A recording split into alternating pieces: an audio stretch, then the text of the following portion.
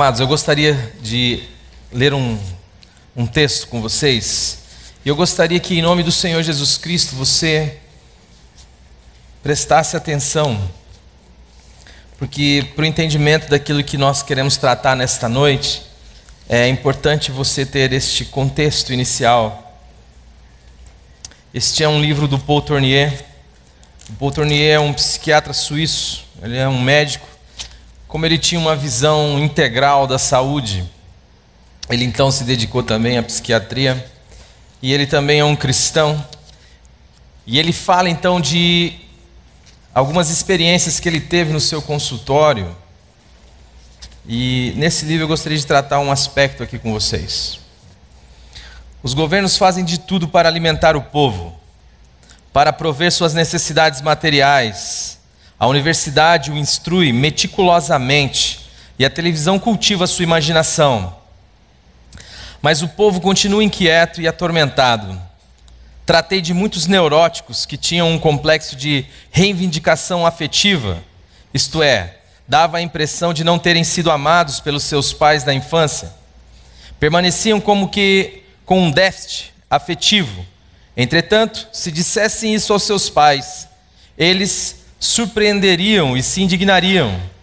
Do que você se queixa? Você teve tudo o que precisava. Você teve um quarto bem arrumado, uma boa alimentação. Sacrificamos-nos para cuidar da sua saúde e para dar-lhe uma boa educação, diriam. É verdade. Mas no consultório meu paciente prossegue. Sim, deram-me tudo, exceto o que eu mais precisava. Uma carícia, um gesto amoroso de quando em quando, um presente que não fosse previsto pela tradição, ou um desses momentos em que os pais verdadeiramente ouvem o filho para compreender o que é que o entristece e o que é que o emociona, quais são suas esperanças, suas dúvidas, e de modo a compreender o seu tormento de sentir-se sempre decepcionado consigo mesmo. Essa omissão no campo afetivo, moral e religioso, preste atenção, esta omissão no campo afetivo, moral e religioso foi de fato decidida pelo mundo moderno. Em meio a uma verdadeira crise mística, em 10 de novembro de 1619, Descartes entreviu uma nova civilização em que os homens entrariam em acordo, dando início, com base na razão e no senso comum, a uma ciência segura e livre dos juízos e valores morais que ele considerava serem a origem de todas as controvérsias de até então. Era a proclamação da neutralidade moral da ciência, que posteriormente veio a ser a neutralidade moral da escola, da economia, da política e da arte. A filosofia, a religião e a poesia ficaram então fora da vida real da humanidade. É muito típica a concepção do mundo que o Dr. Zwingli diz ter tido antes de sua conversão. É a concepção que professa a maioria dos médicos contemporâneos. Não tendo Deus, nenhuma realidade objetiva tinha lugar no universo. O divino era uma criação da mente humana. O mundo, portanto, não tinha nenhum sentido em si mesmo. Os homens é que buscavam um sentido para o universo. E na procura desse sentido, chegávamos a dar uma finalidade ao mundo, à nossa existência, mas era uma finalidade de caráter subjetivo e estritamente humano. Eu negava todo tipo de existência ou de valor de ordem transcendente, espiritual. Ao leitor pode parecer que eu estava exagerando no capítulo 1 ao descrever esta repressão do espírito. Não existem em nossos dias filósofos, poetas, homens de fé de grande destaque? Não se costumam invocar, inclusive nas assembleias políticas, apesar da onda dominante do laicismo e do ateísmo, as necessidades morais do homem e as exigências de Deus? Isso mesmo. De modo algum sustento que se tenha conseguido desarraigar a fé, despojar o homem de suas necessidades espirituais e passar o ferrolho em sua consciência moral. O que digo é que houve uma separação. Por um lado, temos a vida real dos homens, regida unicamente por suas necessidades materiais, suas reações instintivas, seus brilhos intelectuais, pela economia, pela ciência e pela política. Por outro lado, à parte, fechado, ineficaz, acha-se o mundo do espírito, um esconderijo para o coração ou para as capelas fechadas, onde piedosamente se conservam valores espirituais imortais. Quando um cientista, um economista, um político aludem às coisas do espírito, isto fica fora do seu discurso. Não há a menor relação entre essa referência e as considerações técnicas que empreendem depois. É uma profissão de fé a título pessoal que se respeita, e a tal ponto ela é respeitada, que ninguém se refere mais a ela ao abordar problemas concretos. Portanto, o que caracteriza a nossa humanidade moderna não é tanto a carência de valores espirituais, visto que ela possui uma elite espiritual, um tesouro de fé e de poesia, mas sim o fato de que esses valores já não têm uma influência decisiva nos destinos da civilização. Florescem num belo parque onde se pode distrair um pouco, quando as avenidas da vida política, econômica e cultural parecem estar demasiado áridas. Os próprios crentes vão à igreja aos domingos ou oram à noite, mas no que concerne à sua vida profissional e familiar, a sua vida prática e a sua atividade científica, submetem-se unicamente aos critérios da razão, do interesse e das técnicas aprendidas numa escola laica, fazendo como todo mundo o faz. Gênesis, capítulo 2, versículo 7.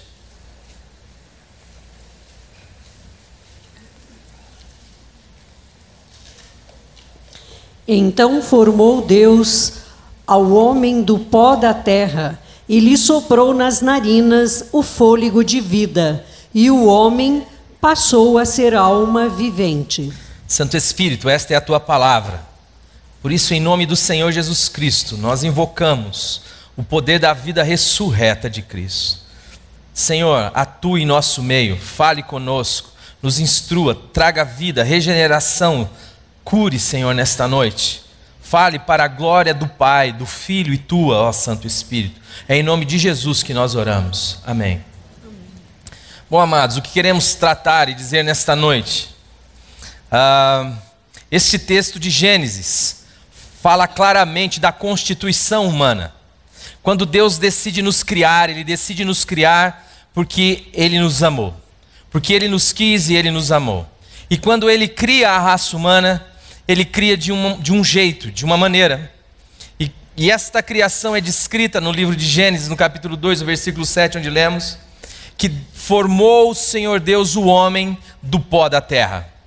O que é o pó? Senão essa constituição material, matéria.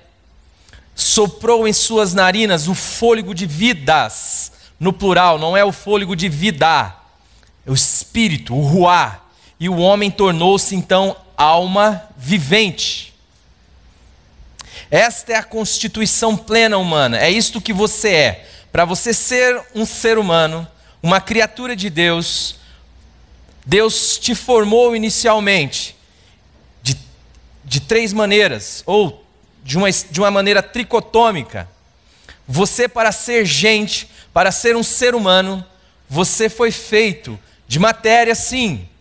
Você também foi feito de espírito, e isto fez de você uma alma vivente, de modo que você tem necessidades corporais, materiais, emocionais, mas você também tem necessidades espirituais.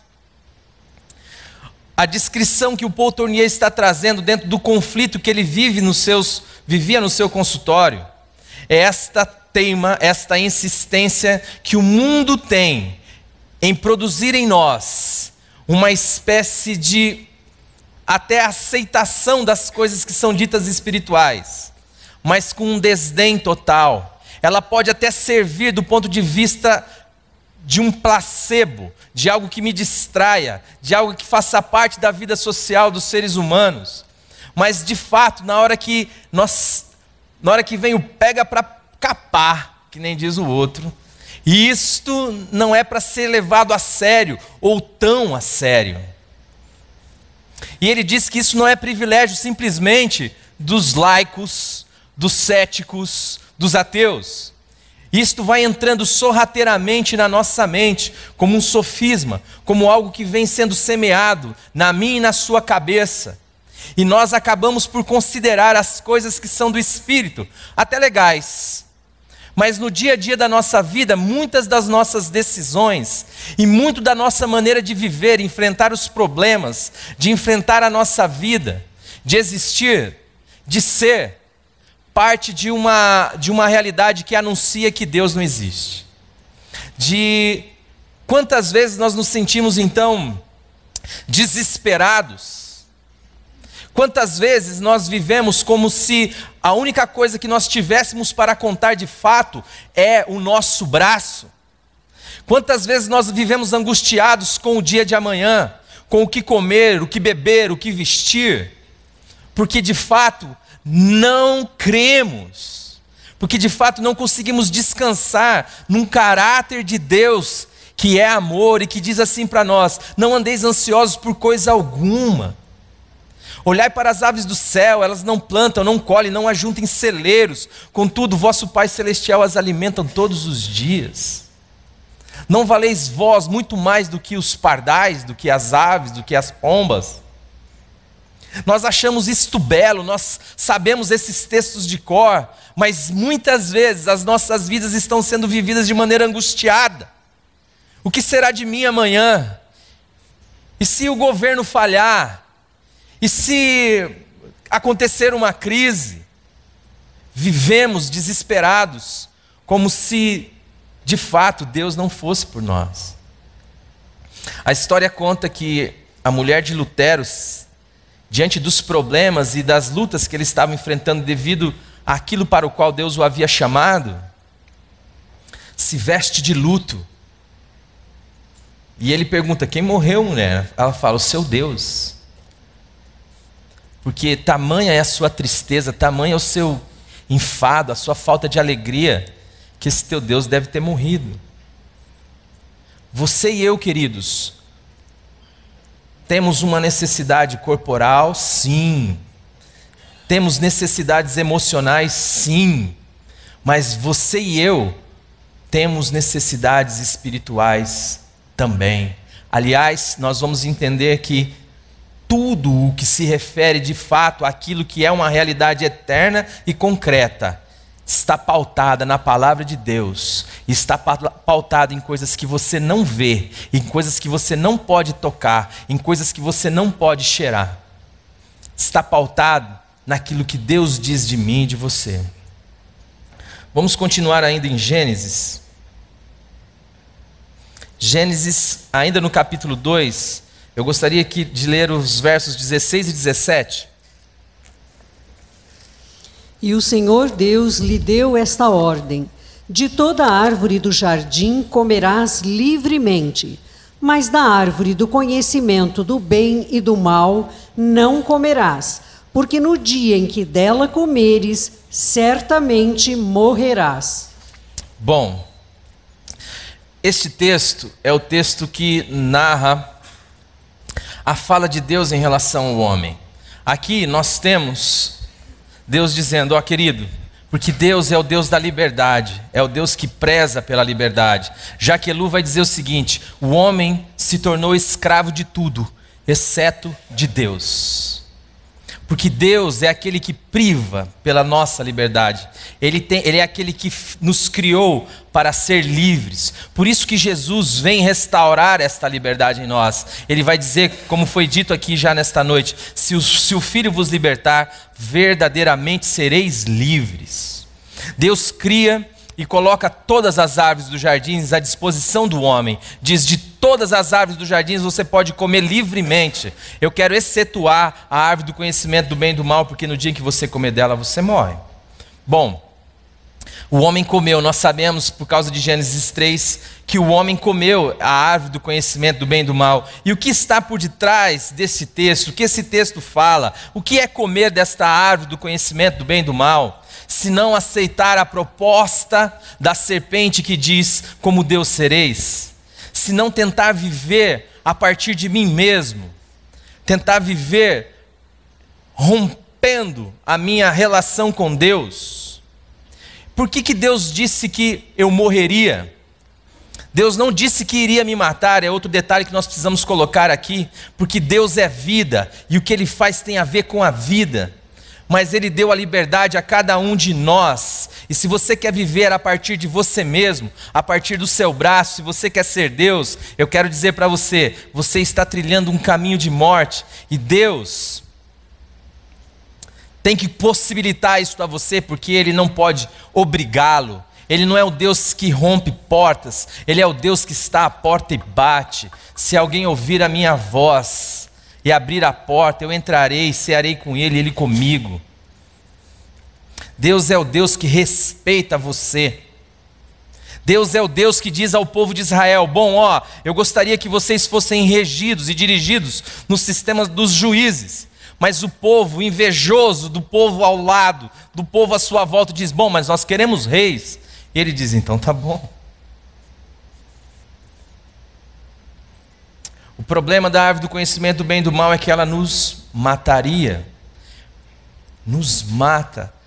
E a palavra ali vai dizer que no dia em que dela comêssemos, certamente morreríamos. Mas nós vivemos dentro de um contexto tão concreto, vivemos tão influenciado por um materialismo histórico, que nós achamos que pelo simples fato de existir, ou de ter uma vida biológica, por isso que eu enfatizei que Deus soprou o ruá, o espírito de vidas, não o espírito de vida.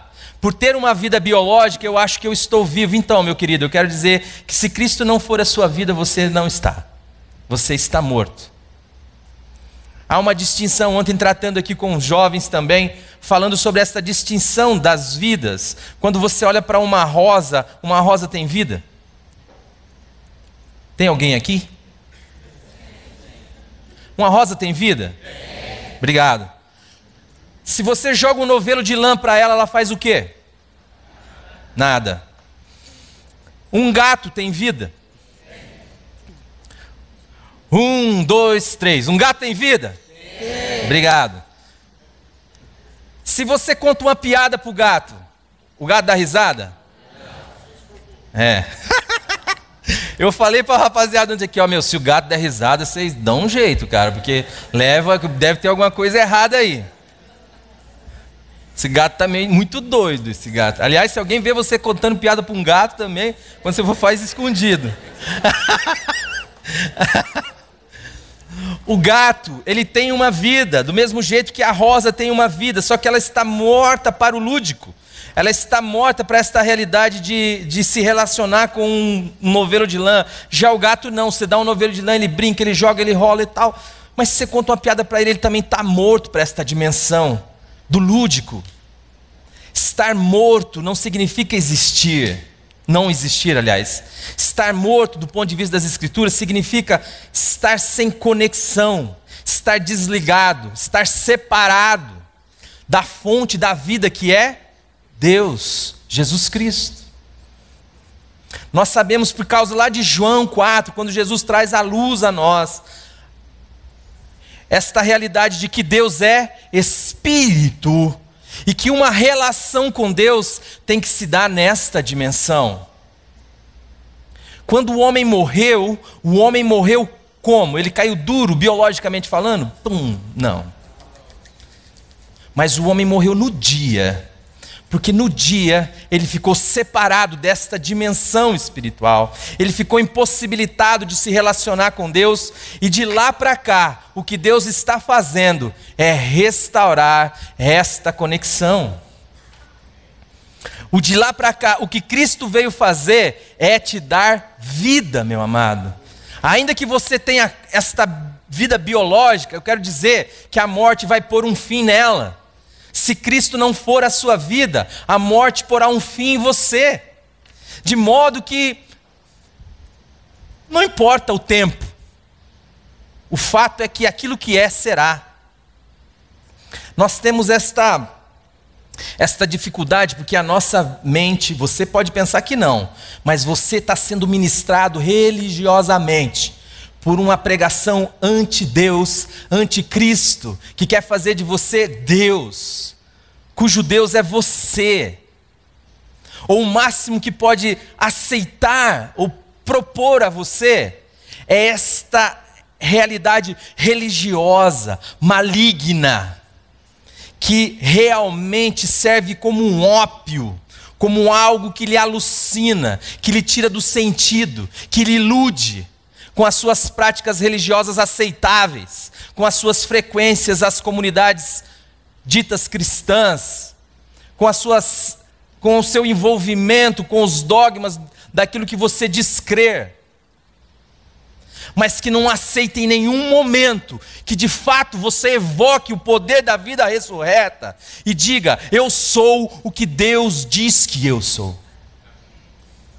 Eu não sou o que eu vejo em mim, eu sou o que Deus diz que eu sou. Porque você e eu somos ensinados a viver por vista e não por fé. Eu estou falando isso, querido, porque eu quero chegar dentro de um contexto que nós encontramos no capítulo 6, no capítulo 7 e no capítulo 8 de Romanos. Porque eu vejo irmãos desesperadamente sofrendo.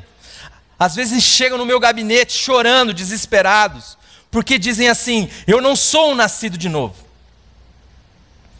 E eu falo para este irmão: tá, irmão, como que você sabe disso? Por que você diz isto? E aí o que ele evoca é esta realidade corporal, física, estrutural, aquilo que a Bíblia vai chamar de velho homem. Nós precisamos entender o que aconteceu em nós e o que aconteceu quando nós ouvimos o Evangelho e nele cremos. A palavra de Deus vai dizer que o Espírito Santo de Deus veio habitar em nós, que Deus nos vivificou, estando nós mortos em nossos delitos e pecados. Efésios capítulo 2.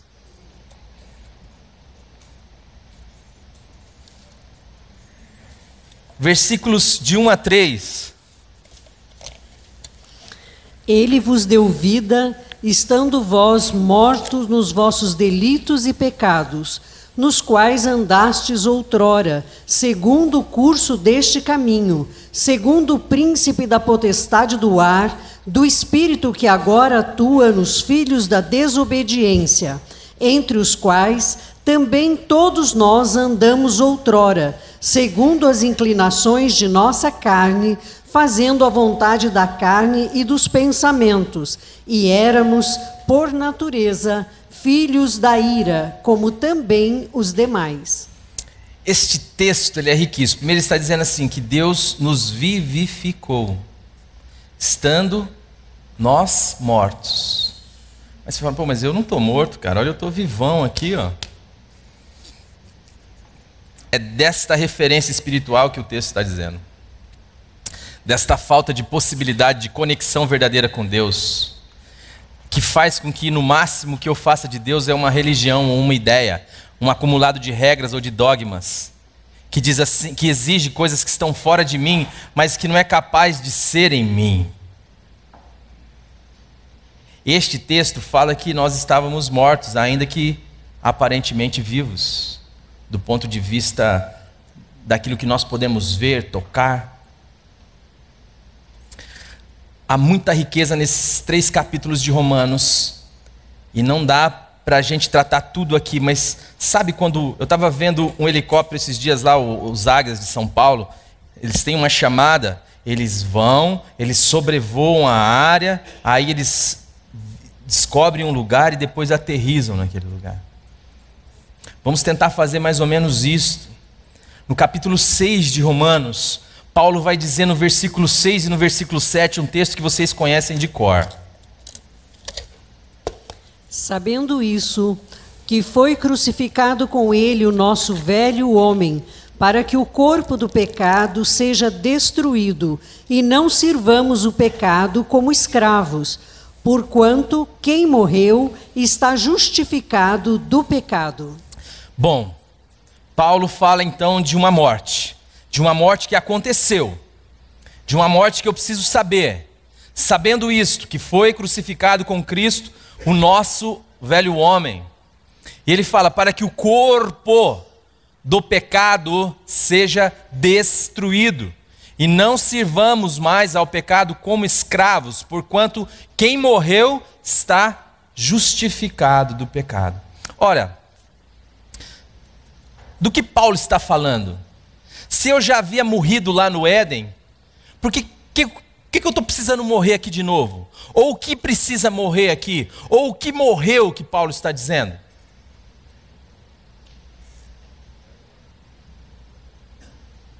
Você quer saber o que morreu? Você quer saber o que Paulo está dizendo que morreu? Olhe para você assim, ó. Olhe para a sua mente, olhe para dentro de você também, olhe para a sua alma, olhe para os seus pensamentos, olhe para tudo que você é e representa. Isto aí já não é, já não está, já não existe. Nós sabemos que, às vezes, as estrelas, por exemplo, o Sol, vamos imaginar um absurdo aqui, se fosse possível nós descermos uma espécie de cortina diante do Sol, próximo do Sol, de modo que ela vedasse a sua luz em direção à Terra. Nós sabemos que no ato em que se tirasse essa cortina, no momento em que essa cortina fosse tirada, existiria um período de tempo até esta luz chegar a gente, certo? Se eu não me engano, acho que a luz do Sol demora em torno de 6 minutos para chegar na Terra. 8 minutos. Nós sabemos que existem estrelas que estão a bilhões de anos-luz de nós. Isso significa que muitas delas já até morreram. Não existem mais, mas nós ainda olhamos para elas como se elas existissem. Porque a sua luz está chegando a nós até hoje. Só está chegando agora. Do mesmo modo, se uma estrela desta morre, e nós ainda achamos que ela existe, eu queria usar isso como um exemplo. Nós estamos dentro do mesmo contexto. A palavra de Deus fala que nós fomos crucificados com Cristo, que nós morremos em Jesus Cristo, mas nós vivemos esta vida residual, esta vida inercial, esta vida inerte, este resíduo de vida, que é uma vida biológica, que é uma vida psicológica, mas que está carente, necessitada de uma vida de fato espiritual. O fato de você se ver não significa que você é, querido. É meio louco isso, né? Do mesmo jeito, quando você olha para uma estrela que já pode ter explodido há bilhões de anos, há milhares de anos, e a gente ainda está vendo a sua luz. Por quê? Porque esta luz está chegando ainda a nós. Paulo, se você não entender isso na teologia paulina, você não vai entender teologia paulina. Paulo olha para ele como se ele já não existisse. Ele vai dizer assim, ó, eu fui crucificado com Cristo. Você precisa saber disso. Isto que você vê em você, essas tensões, essas pulsões que você vê em você, isto já foi crucificado. Isto já não existe mais. Só que isto é matéria de fé, meu irmão, minha irmã. Isto é matéria de loucura. Isto não é matéria de plausibilidade, não é matéria de pensamento cognitivo humano. Isto é matéria de fé. Deus disse que você foi crucificado em Cristo. Em Cristo Jesus, Deus pôs um fim em mim e em você. Aliás, Deus pôs um fim em tudo. Jesus Cristo, na hora que rendeu o seu Espírito, disse tetelestai, está consumado. É chegado a vós o reino de Deus. E aonde este reino chega, querido? A palavra de Deus vai dizer que se alguém dissesse, ei-lo lá, ei-lo acolá, não vá, porque ele estaria em vós, dentro de vós. Quando o texto vai dizer que Deus nos vivifica no nosso espírito, é porque quando você ouve esta palavra, o evangelho da vossa salvação, quando você crê nisto, a palavra diz então que você nasce de novo. Nicodemos era um homem que estava cheio de religião, um homem extremamente vivo, cheio de... Não posso fechar o olho, né? Depois vocês vão contar tudo pro Glenn que eu fico fechando o olho aqui, viu? Ele vem dar bronca em mim depois. Nicodemos, é verdade. Nicodemos era um homem vivíssimo. Via as coisas de um ponto de vista simplesmente daquilo que é matéria, daquilo que é calculável. Jesus fala: não, queridão, isso aí está tudo errado, você precisa de uma experiência que só pode ser descrita a partir de um novo nascimento. E qual a pergunta que ele faz? Pode porventura um homem entrar no ventre da mãe e tornar a nascer? O que é isto senão uma mentalidade lógica, cartesiana, linear? O que é isso senão uma mente aprisionada a não ver as possibilidades do Espírito Santo de Deus? Daquilo que Deus pode realizar e que nós não vemos. Aliás, a Bíblia vai falar que Deus chama à existência as coisas que não são mesmo. Nicodemos era um homem vivo, era um homem intelectualmente ativo, mas era um cego para a dimensão do Espírito. Era alguém que não conseguiria ver o reino de Deus. E novo nascimento não tem nada a ver com morrer e ir para o céu. Tem a ver com ver o reino de Deus. Ver aqui, ver agora, ver que a sua vida é um milagre. Ver que as coisas que acontecem à sua volta têm a ver com o cuidado de Deus. Ver Deus interagindo nos seus relacionamentos, no seu trabalho, na sua criação dos seus filhos, no seu namoro, na sua vida. É ver e saber: bom, eu não estou só, eu não estou por mim mesmo, existe um Deus, e este Deus tem um caráter de amor, a ponto de enviar o seu Filho para morrer numa cruz, de modo que a palavra de Deus vai dizer que Deus nos amou de tal maneira, de uma maneira tão inexplicável, que deu o seu Filho unigênito. E eu começo então a ver esse Deus. Mas como eu vejo esse Deus? Eu vejo com esses olhos que a terra há de comer? Não, eu vejo com estes olhos do Espírito, com este homem novo que foi formado no meu íntimo. Eu sou capaz de chamar Pai e ouvir a sua voz. Fala, filho. Eu sou capaz de dizer: Senhor, tem misericórdia de mim, e encontrar o conforto na sua graça e na sua misericórdia.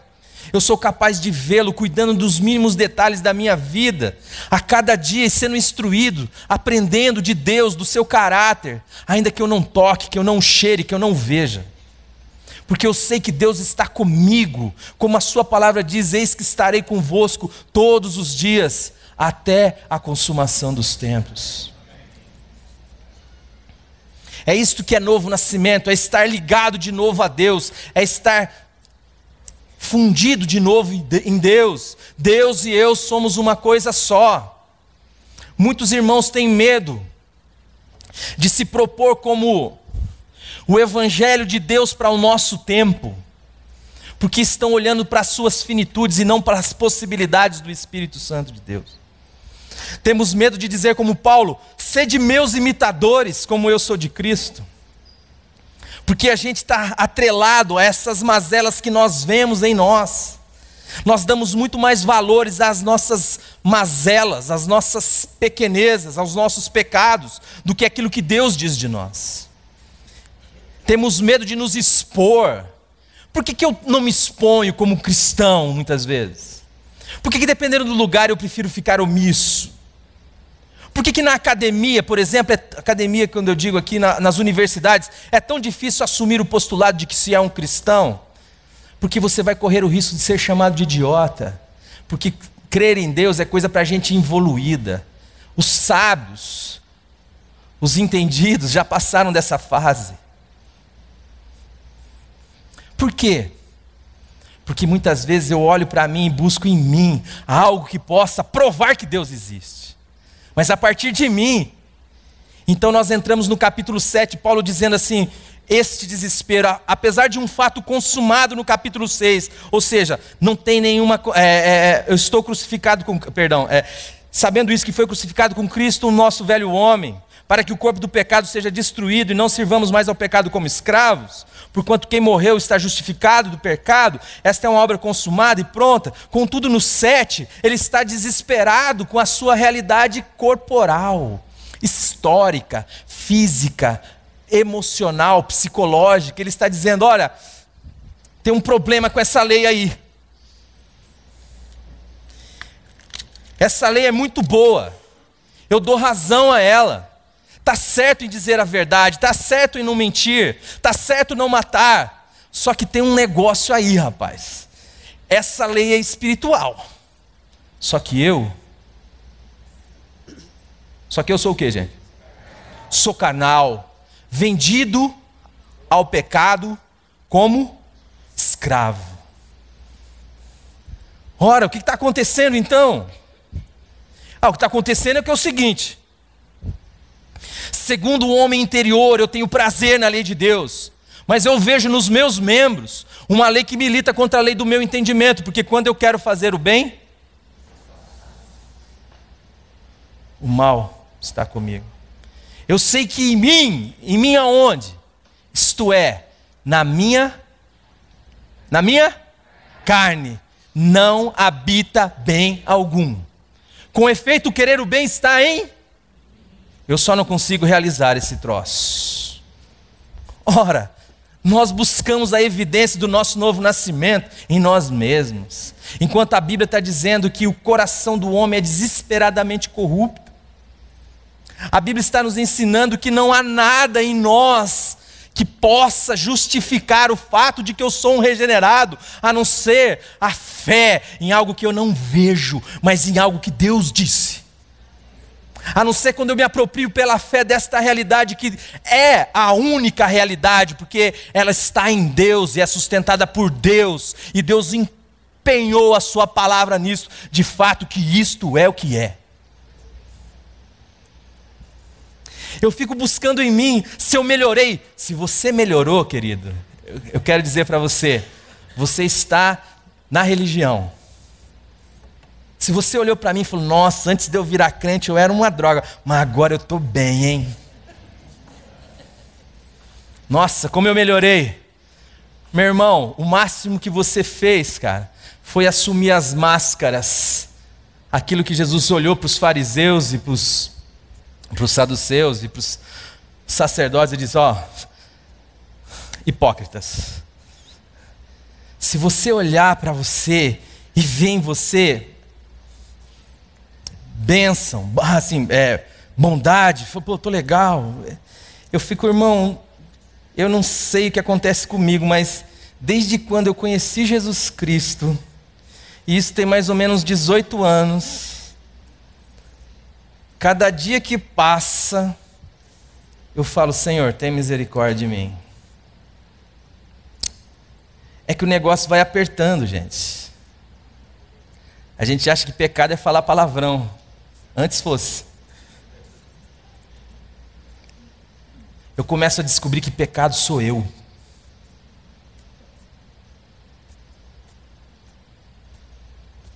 Pecado sou eu.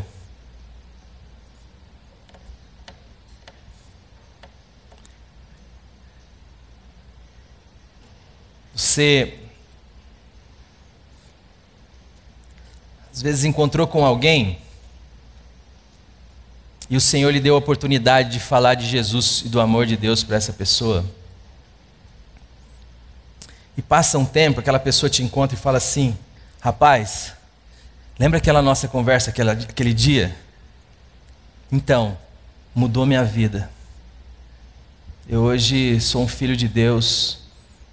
Desde aquele dia que a gente conversou, aquilo vem dentro do seu peito, ferve.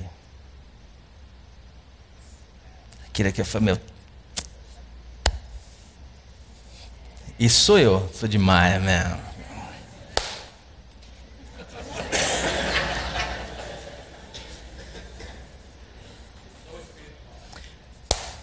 Glórias a mim, louvado seja eu. Você quer que eu minta para você?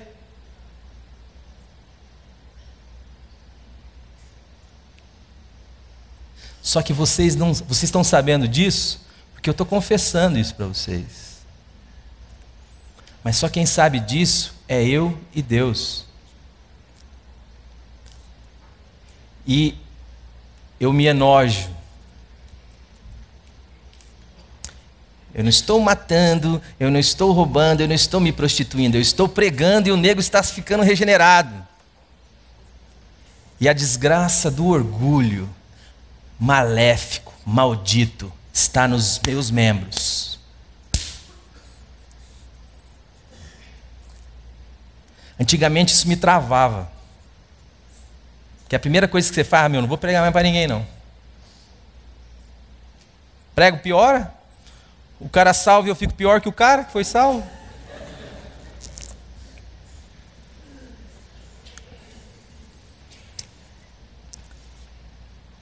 Mas sabe o que o Senhor nos chama?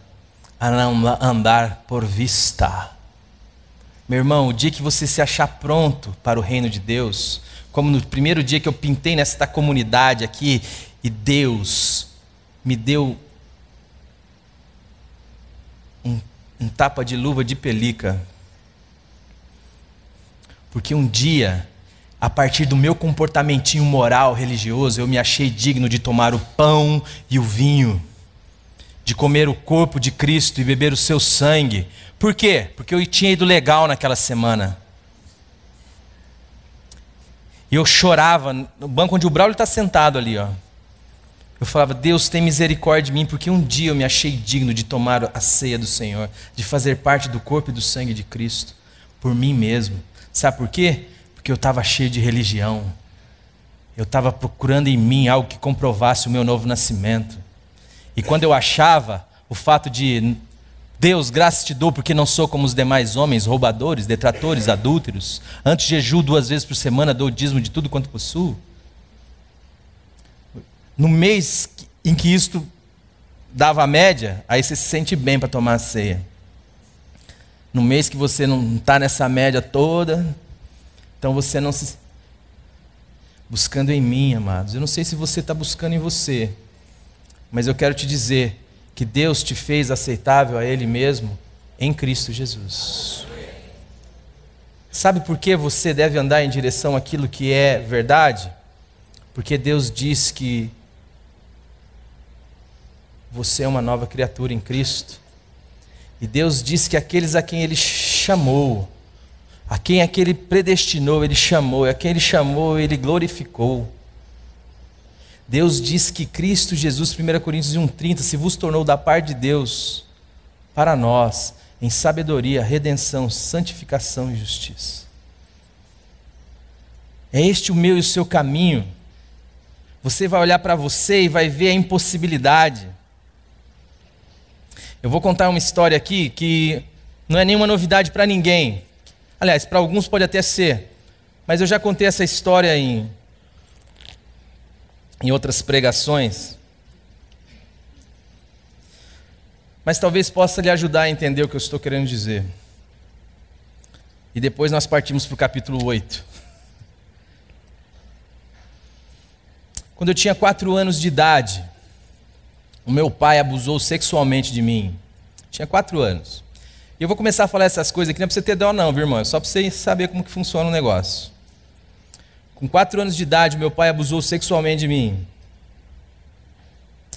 Com 5 para 6 anos, a minha mãe adoeceu e o meu pai foi preso, porque matou um homem. E quando eu tinha mais ou menos entre os 6 anos e os 8 anos, eu vivi dentro de um processo de escravidão. A pessoa mais ruim que eu conheci na minha vida, mas que já está perdoado em nome do Senhor Jesus Cristo, foi o meu avô materno. Então eu acordava 6h30, 7 horas da manhã, tomava um café, ia para a roça, parava meio-dia, 6 horas eu voltava. Isso durante mais ou menos 2 anos. Até um dia que eu escutei a voz da minha mãe, assim, era um sábado, e eu estava colocando as ferramentas, a enxada, os negócios no porão, e eu escutei uma voz dizendo assim, filho. Mas eu não olhei, porque para mim aquilo não era verdade. Mas aí aquela voz repetiu, falou de novo assim, filho. Daí eu olhei. Quando eu olhei, era a minha mãe. A minha mãe tinha ido se tratar em Campo Grande. Então ela me viu naquela condição e ela interrompeu o seu tratamento e ela voltou então. E nós começamos a viver, mas foi pouco o nosso convívio, porque quando eu tinha 9 anos a minha mãe faleceu. E o meu pai saiu da cadeia, veio morar conosco. E eu cheguei então para dar a notícia para o meu pai que a minha mãe havia falecido. E a partir daí eu fui morar com os meus avós paternos. A pessoa mais incrível que eu conheci foi o meu avô paterno. Foi um homem muito interessante para mim. Mas aí, nesse processo todo, uma madrinha minha, que era muito amiga da minha mãe, me adota, quando eu tenho aproximadamente 11 anos. De lá para cá, eu nunca mais vi meu pai. Até um determinado momento, onde eu já estou casado, né?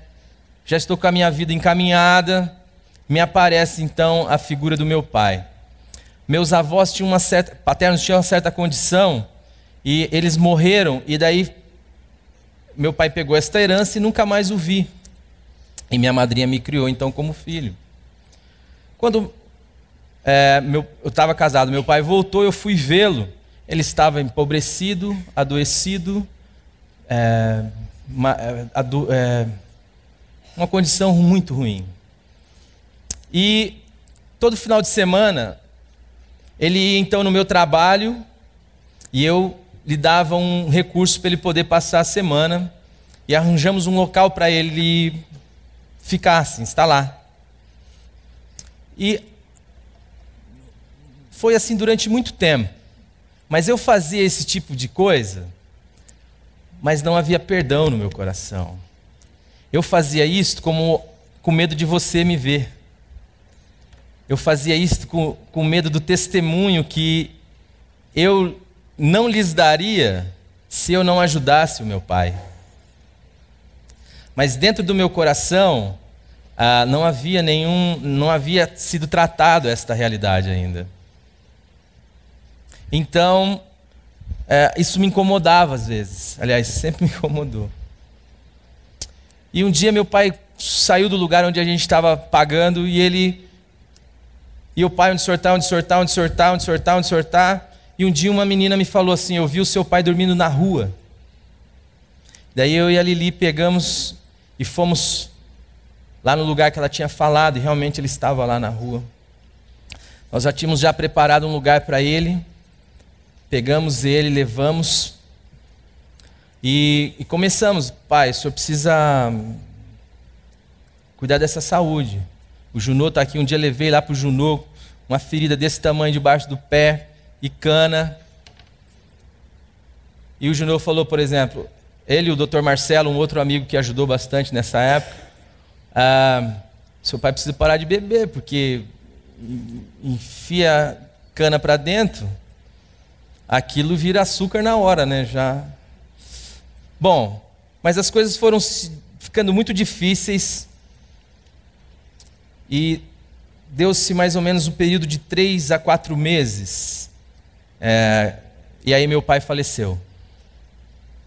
Acho que o Mário Galindo também foi no velório. E quando eu soube da notícia, eu estava em casa, o Brandão me ajudou muito nessa época. Para quem fala que a igreja não ajuda, viu, gente? A igreja aqui, eu vou dizer um negócio pra você, cara.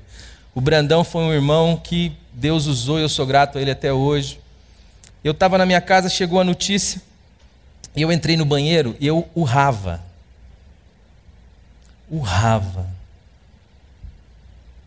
E eu tentando discernir aquilo que estava acontecendo, porque, de fato, eu não tinha razões para poder sentir tanto aquela morte.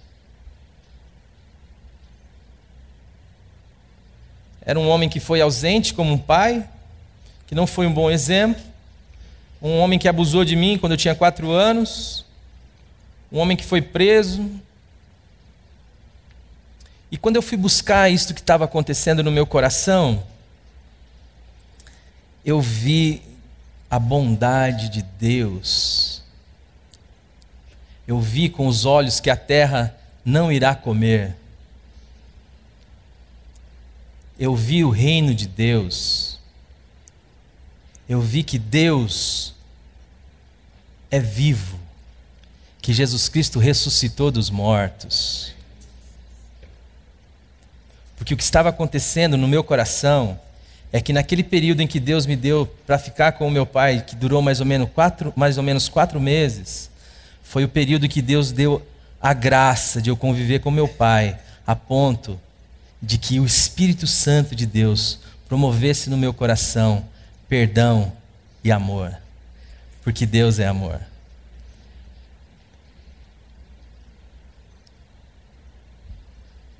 Eu não tinha condições de perdoar e continuo não tendo, mas eu não ando por vista, eu ando por fé. Eu não ando segundo as possibilidades da minha carne, eu sou chamado a andar segundo as possibilidades do Espírito Santo de Deus. E é por isso que Paulo vai dizer, quando ele entra no capítulo 8, ele já começa dizendo que não há condenação para os que estão em Cristo Jesus, porque a lei do Espírito de vida te livrou da lei do pecado e da morte. Quando você crê, há algo que você não consegue explicar, porque a vida não se explica. Há algo que você não consegue ver, mas que você sabe que é real. É a lei do Espírito da vida, que em Cristo Jesus te livra da lei do pecado e da morte. De modo, queridos, que você sempre vai ver esta tensão da sua carne chamando você para confiar no seu braço. Às vezes não vai chamar você para cheirar cocaína, para se prostituir. Vai chamar você para ser um religioso, por exemplo. A única coisa que o inimigo das nossas almas quer é que você seja Deus. E a gente precisa entender isso, porque no capítulo 8 vai dizer que toda a criação geme, angustiada, aguardando a revelação dos filhos de Deus. Quando fala toda a criação, você acha que envolve você também ou não? Toda a criação está gemendo. E Paulo vai dizer, e não somente ela, mas também nós. Nós quem? Nós que recebemos as primícias do Espírito. Também gememos, aguardando a adoção de filhos, a saber, a ressurreição do nosso corpo.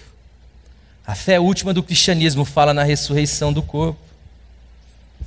Meu querido, minha querida, você e eu somos uma contradição. Você vai olhar para você e deve ver que não há bondade nenhuma em você. Mas você não deve andar por esta realidade concreta, material, esta realidade que você consegue perceber, porque tudo isso Deus crucificou na cruz de Cristo. E você só precisa saber disto e crer nisto. Sabendo isto, que foi crucificado com Cristo o meu velho homem, este velho homem, esta carne, esta soma, esta sarx, foi crucificada. O mundo acabou na cruz de Jesus. E é por isso que Deus vai dizer que se alguém está em Cristo, é uma nova criatura. As coisas velhas já passaram, eis que tudo se fez novo. E quando diz tudo, diz você. De modo que o pecado não tem mais domínio sobre você, porque você não está mais debaixo da lei, mas debaixo da graça. Porque agora você é um novo ser, é um ser regenerado, é um novo ser, um novo homem. Aonde? Eu gostaria até de ser assim, eu gostaria que esse negócio da regeneração desse um look aqui, um negócio, até os cabelinhos que estão caindo aqui atrás, ó. Mas a palavra de Deus vai dizer que ainda que o homem exterior se corrompa, contudo, o homem interior se renova de dia em dia. E haverá um dia em que nós poderemos olhar para a morte e dizer assim: onde está, ó morte, a tua vitória? Onde está, ó morte, o teu aguilhão? Tragada foi a morte na vitória do meu Senhor Jesus Cristo. Quando o pecado se colocar diante de você como uma proposta, você só precisa saber de uma coisa: ainda que não habite bem algum em você, contudo, ele não é mais senhor da sua vida. Por quê? Porque a lei do Espírito da vida em Cristo de Jesus te livrou da lei do pecado e da morte. Por que você deve andar em direção a tudo aquilo que tem referência no bem, na bondade, na vida, na verdade? Para tentar provar que Deus está certo, para tentar provar que você é um regenerado? Não, querido. É porque você é. E quando você for dar esse passo em direção a tudo que é bondade, verdade, luz, você vai se deparar com a sua finitude. E não é para você retroceder, não. É para você invocar o nome do Senhor Jesus Cristo e ser salvo. É para você dizer assim: Senhor, eu não sou, mas Tu és. Não é para você deixar de fazer ou fazer com medo do inferno ou pelo prêmio do céu. É porque você foi liberto. Deus te fez de novo. Deus te deu vida de novo no seu espírito. Deus te fez uma nova criatura. E a única coisa que você espera é a adoção de filho, a saber, um corpo glorificado, um corpo novo. Um corpo que não está mais sujeito à morte, um corpo que não está mais sujeito ao pecado. Mas enquanto você estiver aqui, nesta vida, meu querido, você vai ser chamado a viver por fé. E fé é a certeza e a convicção de fatos que você não vê, de coisas que você espera. E o texto do capítulo 8 de Romanos vai dizer que em esperança fomos salvos. Esperança que se vê não é esperança. Então, meu querido, minha querida, você é o evangelho para hoje. Deus quer falar através da sua vida. Existe o evangelho segundo Mateus, Marcos, Lucas e João. Existe. Mas existe o evangelho segundo você, segundo Tony. E Deus tem uma porção de Cristo para revelar neste tempo, neste momento, através da minha e da sua vida. Não se acovarde, porque você não recebeu o espírito de covardia, de medo, para viver atemorizado, mas você recebeu um espírito de intrepidez, um espírito de filho, pelo qual você pode clamar agora: Abba, Pai. Pai, dá testemunho do evangelho, da liberdade, do amor, da vida, através da minha vida. Mas quem é você? Eu não sou ninguém, mas Tu és o meu tudo. Jesus Cristo é tudo em todos. Este é o evangelho da graça que nos está proposto, que Deus estava em Cristo, reconciliando consigo mesmo o mundo, não imputando aos homens os seus pecados, e nos deu o ministério da reconciliação. Deus quer tocar na vida das pessoas através da minha e da sua vida. Deus quer amar as pessoas através da minha e da sua vida. E é importante que você chegue a esta conclusão de que eu não posso, mas é importante que você não fique parado pela sua análise crítica real, mas que você viva por fé, viva pelo que Deus diz de você. E é por isso que nós estamos nesse intento de invocar esta realidade do Evangelho segundo eu. Porque é o Evangelho de Jesus Cristo, é o poder de Deus para a salvação de todo aquele que crê. Então, querido, o que você quer para a sua vida? A vida espiritual é a única realidade. Ele nos deu vida, estando nós mortos em nossos delitos e pecados. Ele nos fez de novo. Você não vê isto, mas isto é, porque a boca do Senhor o diz. Curva a sua cabeça.